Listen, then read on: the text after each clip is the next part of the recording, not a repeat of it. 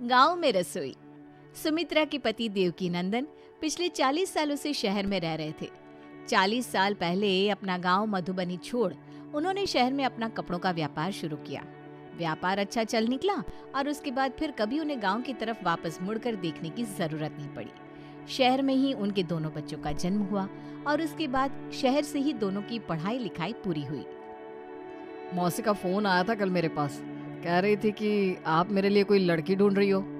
हाँ बेटा, अब शादी की उम्र हो गई है तुम्हारी, अभी लड़की नहीं ढूंढेंगे तो फिर कोई ढंग की लड़की मिलने से रही। वो सब तो ठीक है माँ, मैं बस ये कहना चाहता हूँ कि मौसी से मेरे रिश्ते के लिए कहकर आपने सही नहीं किया। अरे मौसी गांव में रहती है और मैं आपको पहले ही बता रहा हूँ, गांव की लड़की के साथ मेरा गुजारा नहीं है। मुझे तो शहर में रहने वाली लड़की से ही शादी करनी है। देखो माँ, ये बात ठीक है कि आपका जन्म मधुबनी में हुआ था, लेकिन उसके बाद बाकी का सारा जीवन तो आपने पापा के साथ यहाँ शहर में ही बताया है ना।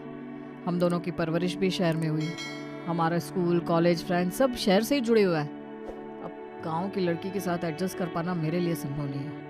मैं चाहता हूँ कि मेरी शादी जिसके साथ हो उसकी सोच और परवरिश मुझसे मिलती जुलती हो। देख बेटा, 40 साल से शहर में रह रहा हूँ, लेकिन हमारा खान पान, रहन सहन और जड़ें आज भी मधुबनी से ही जुड़ी है। गांव की लड़की आएगी तो हमारी परंपरा को ज्यादा अच्छे से निभा पाएगी। और वैसे भी शहर की लड़कियों को कहाँ आता है परंपराओं के साथ जीना। हमारे घर में आकर उसे सामंजस्य बिठाने में कठिनाई ही होने वाली है। बेटी की जिद के आगे सुमित्रा मन मारकर सुमित के लिए गांव छोड़कर शहर की लड़की देखना शुरू करती है। जल्द ही सुमित की शादी पूर्णिमा नाम की एक पढ़ी लिखी लड़की से हो जाती है। पूर्णिमा सिर्फ उच्च शिक्षित ही नहीं थी, बल्कि उसका जन्म भी शहर में हुआ था। शहरी तौर तरीकों के साथ पली बड़ी पूर्णिमा आज के जमाने के हाई फाई विचारों के साथ अपने ससुराल पहुंच गई थी शादी के बाद। अरे पूर्णिमा बहू, ये क्या कर रही हो तुम? हमारे यहाँ पहली रसोई में ना बहू दूध भात और दाल पूरी बनाते हैं, तुमने ये सब क्या बना कर रख दिया?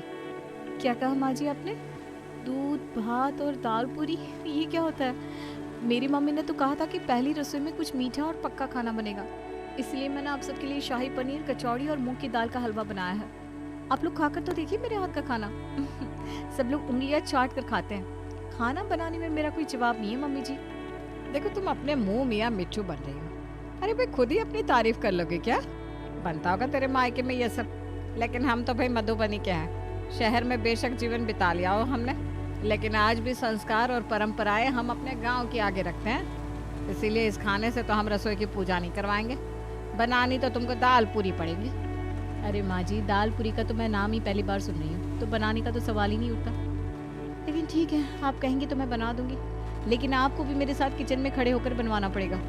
ये लो जी, अब तो ये वही बात हो गई ना, जो बोले सो कुंडी भी खोले। हम इनसे पहले रसोई के लिए खाना बनाने को कह रहे हैं, तो ये काम के लिए हमें ही घसीट रही है। बहू रानी ने तो सुमित्रा का पारंपरिक खाना बनाने के लिए साफ हाथ खड़े कर दिए थे, इसलिए बेचारी सुमित्रा मरती क्या नहीं करती, चुपचाप हाथ धोकर बहू के साथ काम करने लगती है। एक बहू शहर की आ जाने से सुमित्रा पहले से ही परेशान थी और उसने मन ही मन निर्णय ले लिया था कि अब वो दूसरी बहू तो शहर की नहीं लाने वाली। लेकिन कहते ना, कुछ चीजों पर अपना बस नहीं चलता। जैसे ही घर में छोटे बेटे विनीत की शादी की बातें शुरू होती है, विनीत भी घर में सबको अपनी पसंद के बारे में खुलकर बता देता है। ये कैसी जिद है माँ? अगर आपको इतना ही गाँव गाँव करना था तो हमें भी गाँव में रखकर पढ़ाना लिखाना चाहिए था। बचपन से तो आपने हमें शहरी रंग ढंग से पाला, और अब जब हमारे लिए जीवन साथी चुनने की बात है तो आप हमें फिर से वापस गांव की ओर धकेल रही हैं। और वैसे भी साफ साफ बताना चाहता हूँ, मुझे निधि पसंद है और मैं उससे शादी के लिए वादा भी कर चुका हूँ। शादी तो मैं निधि से ही करूँगा। सुमित्रा देवी कोशिश तो बहुत करती है कि विनीत उनकी इमोशनल ब्लैकमेलिंग के झांसे में आ जाए और उनकी पसंद की लड़की से शादी करने के लिए हाँ कर दे, लेकिन विनीत तो टस से मस होने को तैयार ही नहीं था। एक बार फिर सुमित्रा को हथियार डालने पड़ते हैं और घर में एक और शहरी बहू आ जाती है। अरे निधि, मैंने तुमसे कहा था ना आज नाश्ते में इडली बना लेना, लेकिन तुमने फिर ये पोहा बनाकर रख दिया। देखो विनीत, तुमने इडली बनाने के लिए कहा था, वो मैंने भी सुना था, लेकिन तुम्हें पता है ना माइक्रोवेव खराब हो गया है, उसके बिना इडली कैसे बनेगी तुम्हें बताओ। निधि, तुम तो ऐसी बात कर रही हो जैसे बिना माइक्रोवेव के इडली बन ही नहीं सकती। अरे भाई, जिनके घरों में माइक्रोवेव अवन नहीं होते वो लोग इडली नहीं खाते क्या? देखो, ये देसी तरीके से कुकर में इडली मुझसे नहीं बनने वाली। इडली खाने का शौक हो तो माइक्रोवेव ठीक करा देना। ठीक है दीदी मम्मी, शहर की लड़कियों से शादी करो ना तो इनके नखरे खत्म ही नहीं होते। अरे भाई, हर तरह की सुख सुविधा है घर में, लेकिन उसके बाद भी मैडम के नखरे कम होने का नाम ही नहीं लेते। गांव की लड़कियों को देखो, हर काम जुगाड़ से करना जानती है। उन्हें कौन सा रसोई में इतनी सुख सुविधा मिलती है कि वो हर काम करने के लिए एक अलग मशीन रखे। अरे गांव की लड़कियां इतनी पसंद थी तो गांव के लड़के से शादी करनी चाहिए थी। मैंने तो कॉलेज में ही तुम्हें बता दिया था कि मैंने तो आज तक गांव की शक्ल भी नहीं देखी। जब मेरे पेरेंट्स ही आज तक कभी गांव नहीं गए तो मुझे कैसे पता होगा गांव में कब क्या कैसे होता है। अरे बाबा, मैं कोई तुम्हें गांव की लड़कियों की तरह रहने के लिए नहीं कह रहा हूँ, बस इतना कह रहा हूँ कि अगर कभी कोई चीज ना भी अवेलेबल हो तो थोड़ा सा मैनेज कर लिया करो ना। हमेशा सब कुछ अप टू डेट हो ऐसा कोई जरूरी तो नहीं। अब क्या, जब तक हमारा माइक्रोवेव ठीक नहीं होगा हम लोग अपनी पसंद का खाना नहीं खाएंगे? मुझे ये सब झंझट वाला काम करने के लिए मत कहो। कुकर में पानी डालो, स्टैंड में रखकर इडली बनाओ, ये सब झंझट मुझसे नहीं हो पाएगा। Very sorry. अरे भैया, क्यों सुबह सुबह अपना और निधि का मूड खराब कर रहे हैं आप? जब उसे माइक्रोवेव में ही इडली बनानी आती है तो क्यों फोर्स कर रहे हैं उसे कि वो गैस पर बनाए? और आप भी एक दिन तो वेट कर ही सकते हैं ना, 2 दिन में आ जाएगा माइक्रोवेव, उसके बाद जी भर के खा लेना इडली। ये देखो बोली बड़ी वाली, तुम दोनों का सही है। छोटी से बात करो तो जवाब बड़ी देगी, बड़ी से बात करो तो छोटी जवाब देगी। दोनों एक दूसरे को बचाने के लिए खुद ही बीच में आ जाती है, क्योंकि है तो दोनों की दोनों एक ही थाली के चट्टे बट्टे। जैसी तू है वैसी तेरी देवरानी। खूब समझती हूँ मैं, क्यों एक दूसरे को ढकने की कोशिश करती हो तुम? क्यों माँ जी, अब हम देवरानी जिठानी एक दूसरे के साथ खड़े नहीं होंगे तो और कौन खड़ा होगा? और वैसे भी हम उन बेवकूफ औरतों की तरह नहीं है जो सारी जिंदगी अपनी देवरानी से लड़ने में बिता दे। अरे हम दोनों एक है तभी तो मजबूत है। कोई हिलाकर दिखाया हम दोनों को? हाँ महारानी, हाँ सब पता है मुझे, जानती हूँ। ऐसा करो, अब लंच के लिए आलू के पराठे बना लेना, और हाँ उसके साथ चटनी बनाना मत भूलना। ठीक है माँ जी, बना देंगे। दोपहर में लंच के समय सभी लोग डाइनिंग टेबल पर बैठ गए थे। तब खुशबू तो बहुत अच्छी आ रही है तुम्हारे आलू के पराठे की। भाई एक एक करके गर्मा गर्म करारे पराठे खिलाती जाओ, यहाँ टेबल पर इकट्ठे लाकर मत रख देना। देख रही हो भाभी, सबको हमारे हाथ का खाना पसंद भी खूब आता है, और नाक मुंह भी यही लोग सिकुड़ते हैं। सही कह रही है तुम। चल एक एक करके खिलाती जा सबको पराठे। देवरानी निधि सास की प्लेट में पराठा रखकर वापस रसोई की ओर जाने लगती है। तभी उसे सास की कड़कती आवाज सुनाई देती है। अरे बहू, तुझसे कहा था ना पराठों के साथ हरी चटनी बना लेना, फिर क्या हुआ, भूल गई क्या? अरे तो रखिए ना, मैंने टोमेटो केचप टेबल पर, खा लो ना आप लोग। टोमेटो केचप किसने कहा था? मैंने हरी मिर्च धनिया की चटनी मांगी थी। अरे माँ जी, उसे क्या धमका रही हैं आप? चटनी बनाने को आपने मुझसे कहा था, लेकिन जैसे ही मैंने मिक्सर में डालकर चटनी बनाने की कोशिश की तो देखा उसका जार तो जाम हो गया है। बस फिर मैं क्या कर सकती थी? मैंने ही छोटी को पराठे के साथ आप लोगों को केचप देने को बोल दिया। अरे भाई, ये कौन सी दुनिया की अंग्रेज बहू आ गई है हमारे घर। घर में चॉपर ब्लेंडर सब है, क्या उसकी मदद से चटनी नहीं बन सकती थी? चॉपर में बारीक काट कर हल्का सा सिल पर रगड़ देती, बस बन गई चटनी। तुम्हें पता भी है, सिल पर रगड़ कर बनाओ ना तो उसका स्वाद अलग ही होता है। माँ जी, मुझसे ये सब नहीं होने वाला। चटनी खानी है तो नया मिक्सचर लाइए, वरना यही सॉस खाकर काम चलाइए। कुछ दिन बाद। निधि, पूर्णिमा, दोनों लोग तैयारी कर लो। कुल देवी की पूजा के लिए हम लोगों को गांव जाना है। हमारे यहाँ ऐसा नियम है कि जब घर में सारे शुभ कार्य संपन्न हो जाते हैं ना, तो उसके बाद एक बार धूमधाम से कुल देवी की पूजा की जाती है। अब 2 ही बेटे दिए हैं भगवान ने, दोनों की शादी संपन्न हो गई। मुझे लगता है हमें भी अब कुल देवी की पूजा कर लेनी चाहिए। पूजा तो ठीक है माँ जी, लेकिन उसके लिए गांव जाना जरूरी है क्या? पूजा यहाँ से नहीं हो सकती? नहीं बेटा, हम लोग चाहे जितने भी आगे बढ़ जाए, लेकिन कुछ परंपराएं और रीति रिवाज ऐसे हैं जिनके लिए हमें आज भी गांव पर आश्रित रहना पड़ता है। वो पूजा गांव से ही की जा सकती है। गांव में हमारे बड़े बुजुर्ग हैं, उनके आशीर्वाद और मार्गदर्शन से ही ऐसे कार्य सफल होते हैं। यहाँ अकेले शहर में हम कर भी लेंगे तो पता नहीं उसका फल हमें मिलेगा कि नहीं। सास ससुर के जोर देने पर निधि और पूर्णिमा गांव जाने के लिए तैयार हो जाती हैं। 2 दिन बाद निधि, पूर्णिमा, विनीत, सुमित, सुमित्रा और देवकी नंदन गांव पहुंच गए। देखो बहू, कान खोलकर सुन लो तुम दोनों। शहर के रंग ढंग यहाँ गांव में नहीं चलने वाले। वैसे तो हमारे आने से पहले तुम्हारे ससुर जी ने मकान की साफ सफाई करवा दी है, लेकिन फिर भी सालों से बंद पड़ा था ये घर। सबसे पहले इसे रहने लायक बनाओ, उसके बाद रसोई में साफ सफाई करके सबके लिए चाय का इंतजाम करो। और एक बात का खास ख्याल रखना, ये गांव है, शहर नहीं। यहाँ पर झाड़ू पोछा बर्तन और घर के काम में मदद करने के लिए कोई काम वाली नहीं आने वाली। सारा काम तुम्हें खुद ही करना है। किसी के ऊपर आश्रित रहने की गलती मत करना। और सुनो, शहर की बहू हो, सबकी नजर होगी तुम दोनों पर। सबके सामने मेरा मजाक मत बनवा देना। सारा काम अच्छे से संभाल लेना। ठीक है माँ जी, आप चिंता मत करो, मैं सब संभाल लूंगी। रसोई में पहुंचकर, भाभी माँ जी ने चाय बनाने के लिए तो कह दिया, लेकिन रसोई में तो कुछ नजर ही नहीं आ रहा। अरे गैस चूल्हा सिलेंडर कहाँ है? किस पर बनेगी चाय? मैं भी यही सोच रही हूँ छोटी, कि यहाँ पर तो सिर्फ ये मिट्टी का चूल्हा नजर आ रहा है। इस पर चाय बनानी पड़ेगी क्या? हाँ भाभी, ये कहाँ फंस गए हम लोग। आपको चूल्हा जलाना आता है क्या? अरे ऐसी बात कर रही है तू? मैंने तो आज तक गांव देखा ही नहीं था, पहली बार तो गांव आई हूँ। मुझे चूल्हा जलाना कहाँ से आएगा? लेकिन फिर भी माँ जी ने बोला है कि हमें खुद को साबित करना है। गांव में माँ जी का मजाक नहीं उड़ना चाहिए, इसलिए कोशिश करते हैं। कोशिश करने से सब कुछ संभव है ना? दोनों बहू मिलकर चूल्हा जलाने की कोशिश करने लगती हैं, लेकिन उनकी लाख कोशिशों के बाद भी लकड़ियाँ थी कि आग पकड़ने का नाम ही नहीं ले रही थी।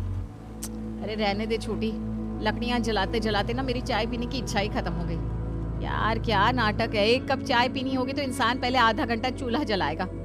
कैसे रहते हैं गांव में लोग? मैंने सुना है भाभी, ये जो फूंक मारने वाला होता है ना, इससे फूंक मारो तो लकड़ियाँ जल्दी आग पकड़ लेती हैं। आप रुकिए, मैं इससे फूंक मारने की कोशिश करती हूँ। छोटी बहू लकड़ियों में इतनी जोर की फूंक मारती है कि राख उड़कर पूरी तरह से उसके मुंह पर चिपक जाती है, जिसे देखकर बड़ी बहू जोर जोर से हंसने लगती है। अरे छोटी, ये क्या हो गया? तू अपनी शक्ल देख। चाय बनाने के नाम पर ज़ॉम्बी बन गई है तू। तुझे अपना मुंह ठीक करके आ, मैं ट्राई करती हूँ। काफी देर की मशक्कत के बाद फाइनली उनके चूल्हे ने आग पकड़ ली थी। चूल्हे में आग जलने के बाद चाय का बर्तन उस पर रखकर बड़ी बहू पूर्णिमा जल्दी से चाय बनाने लगती है। अरे वाह बहू, ये हुई ना बात। तुम लोग तो पहले दिन ही पूरे नंबर से पास हो गई। चूल्हा तो बहुत बढ़िया जलाया है तुमने। माँ जी, आपको पता नहीं है चूल्हे को जलाने में कितने पापड़ बेले हम लोगों ने। अब आप ये बताइए, चाय तो बन गई, खाने में क्या बनेगा? बेटा तुम्हें याद है, तुम्हारी पहली रसोई के समय मैंने तुमसे कहा था कि हमारे यहाँ कोई भी शुभ काम होता है तो उसमें दाल पूरी और दूध भात बनता है। तो बस कुल देवी की पूजा में भी दाल पूरी ही बनेगी। तुम सबसे पहले दाल पीस लो, फिर उसके बाद कढ़ाई रखकर फटाफट से पूरियाँ उतार लेना। माँ जी, दाल तो मैं पीस दूंगी, लेकिन ये बताइए, यहाँ पर तो बिजली का कनेक्शन ही नजर नहीं आ रहा। किचन में मिक्सचर कैसे चलेगा? अरे मिक्सचर होगा तब तू मिक्सचर चलाएगी ना। यह गांव है, यहाँ पर मिक्सचर जूसर नहीं चलता। मसाले भी हाथ से पीसने पड़ते हैं। ये रखा सिल, इसके ऊपर मुसल से रगड़ रगड़ कर दाल पीस, फिर उसके बाद मसाला भी इसी पर पीस लेना, तब जाकर खाना बनेगा, समझी? माँ जी, मुझे ऐसा क्यों लग रहा है कि आप इस गांव की रसोई में हम दोनों को बस परेशान करने के लिए लेकर आई हो। आप जानती हो ना ये सब नहीं होता हमसे। और आप ये बताइए, ये चूल्हा जलाने से पूरे किचन में धुआं भर गया है। ये धुआं बाहर कैसे निकलेगा? यहाँ पर तो चिमनी भी नहीं है। अरे मेरी भोली बहू, शहर नहीं गांव है ये। पूरा घर कच्चा है तो रसोई में चिमनी लगी होगी क्या? कुछ तो सोच कर बोला करो। खिड़की खोलो, धुआं अपने आप खिड़की से बाहर निकल जाएगा। और 3 दिन के लिए आए हैं हम लोग यहाँ पर। 3 दिन के लिए तुम इसी माहौल की आदत डाल लो, वही अच्छा होगा। दोपहर में खाने के समय, भाभी इस चूल्हे से तो गर्मी इतनी ज्यादा लग रही है कि यहाँ बैठना ही मुश्किल हो रहा है। ऊपर से इतना धुआं, मेरा तो सर ही चकरा गया। माँ जी ने 3 दिन के बाद यहाँ पर रुकने की बात करी ना, तो मैं तो बेहोश ही हो जाऊंगी। बिल्कुल ठीक कह रही है तू छोटी। जल्दी जल्दी खाना बना ले, वरना फिर से माँ जी आ जाएंगी हमारे काम का सुपरविजन करने। थोड़ी देर में सुमित्रा रसोई में आती है। बहू क्या बनाया है आज दोपहर के लंच में? लौकी की सब्जी और रोटी बनाई है माँ जी, और इतना ही बनाने में हमारे पसीने छूट गए हैं। यहाँ तो गर्मी से मेरी हालत खराब हो गई है। अरे किचन में तो एक पंखा लगवा दीजिए। देखो बहू, ये गांव है और यहाँ पर पूरा खाना बनता है। पूरे खाने का मतलब दाल चावल सब्जी रोटी चोखा अचार सलाद सब कुछ बनाना पड़ेगा। बड़ी माँ भी यहीं खाना खाएंगी। क्या सोचेंगी वो कि हम शहर के लोग ऐसे रूखा सूखा खाना खाते हैं? चलो जल्दी जल्दी हाथ चलाओ और दाल चावल और चोखा भी बनाकर तैयार कर लो। सास के जाने के बाद, भाभी माँ जी तो एक के बाद एक ऐसे ऑर्डर देती जा रही है जैसे ढाबे पर खाना खाने आई है। अरे यार, रोटी सब्जी बनाने में हालत खराब हो गई अपनी, और अभी दाल चावल चोखा भी बनाना पड़ेगा। 3 दिन में पूर्णिमा और निधि के लिए रसोई शब्द का मतलब ही बदल गया था। निधि, माँ जी ने कहा है कि आज शाम को कुल देवी को आखिरी भोग चढ़ाना है और आज की पूजा में उड़द की दाल के बड़े बनेंगे। भाभी, बड़ी माँ ने कहा है कि दाल के बड़े बनाने से पहले उसे चक्की में दलना भी पड़ेगा। अरे यार, गांव की ट्रिप हमारे लिए एडवेंचर ट्रिप से भी ज्यादा हो गई है। चौथे दिन बेटा 3 दिन की पूजा तो खत्म हो गई है और आज शाम को हम लोग वापस शहर के लिए भी निकल जाएंगे। लेकिन मैं तुम दोनों से एक बात कहना चाहती हूँ। तुम दोनों ने वाकई 3 दिन में बहुत मेहनत की है। मिट्टी से पूरे घर का आंगन लीपा है, हाथ से मसाला पीसा, चूल्हा जलाया, हर वो काम किया जो तुमने जिंदगी में पहले कभी नहीं किया था। मैं जानती हूँ तुम लोगों को असुविधा तो बहुत हुई होगी, लेकिन ईमानदारी से बताना, गांव का खाना, यहाँ का रहन सहन कैसा लगा तुम दोनों को? अब बिल्कुल ठीक कह रही हैं माँ जी। शुरू के 2 दिन तो सब कुछ एक मुसीबत जैसा ही लग रहा था, लेकिन फिर हम दोनों ने भी महसूस किया कि चूल्हे पर खाना बनाना, हाथ से मसाला पीसना मेहनत का काम तो है, लेकिन उसका स्वाद कुछ और ही होता है। मैं वैसे तो खीर खाना कभी पसंद नहीं करती, लेकिन चूल्हे की आग पर पकी हुई खीर खाकर तो मज़ा ही आ गया। मेरे तो मुंह में अभी भी सोच सोच कर पानी आ रहा है। बिल्कुल ठीक कहा तुमने। हर जगह की अपनी खासियत होती है बेटा। गांव की रसोई में काम करना थोड़ा मेहनत वाला काम तो ज़रूर है, लेकिन यहाँ के रहन सहन और खाने का भी एक अपना ही मज़ा है। पूर्णिमा और निधि उसी शाम शहर के लिए निकल गए थे, लेकिन गांव की रसोई में काम करने का अनुभव उनके लिए मीठी खट्टी यादें बनकर उनके साथ रह गया था।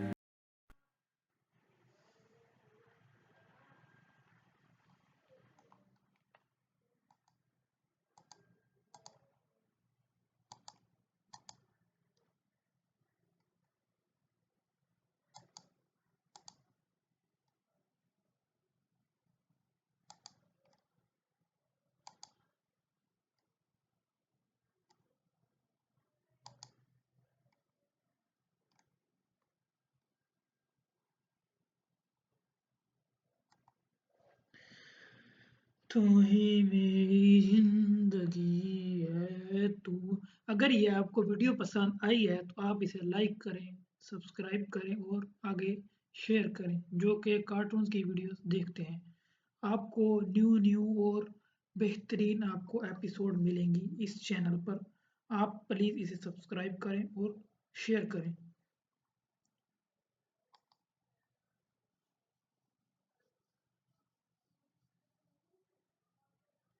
हमारा एक और चैनल भी है, उस पे सॉन्ग्स आते हैं, वो है मुनीब लोफी सॉन्ग, ये चैनल का नाम है। इस पे आपको स्लो एंड मैशअप और मूवीज़ के क्लिप्स आएंगे, ठीक है। जो टाइटल होते हैं, जो ट्यूटोरियल होते हैं, जो मतलब कि लोगों के अट्रैक्शन के लिए वीडियोस बनाते हैं, वो होते हैं, ठीक है। आपको बहुत कुछ मिलेगा हमारी इस चैनल पर। और हमारा एक और चैनल भी है, वो है लेडीज़ के लिए, सिर्फ लेडीज़ वो चैनल देख सकती हैं। वो उस चैनल में आपको लेडीज़ को, अगर लेडीज़ ये वीडियो देख रही हैं तो उनको बहुत बहुत अच्छी अच्छी टिप्स आगे फ्यूचर में आने के लिए आपको मिलेंगी वहाँ पर। और आपको हर चीज़ एक A to Z बताई जाती है उसमें। और हमारा एक और चैनल भी है, उस पे मूवीज़ आती हैं, इंडियन मूवीज़, मूवी सीरीज़, जो ट्रेंडिंग मूवीज़ होते हैं वो आ रही हैं।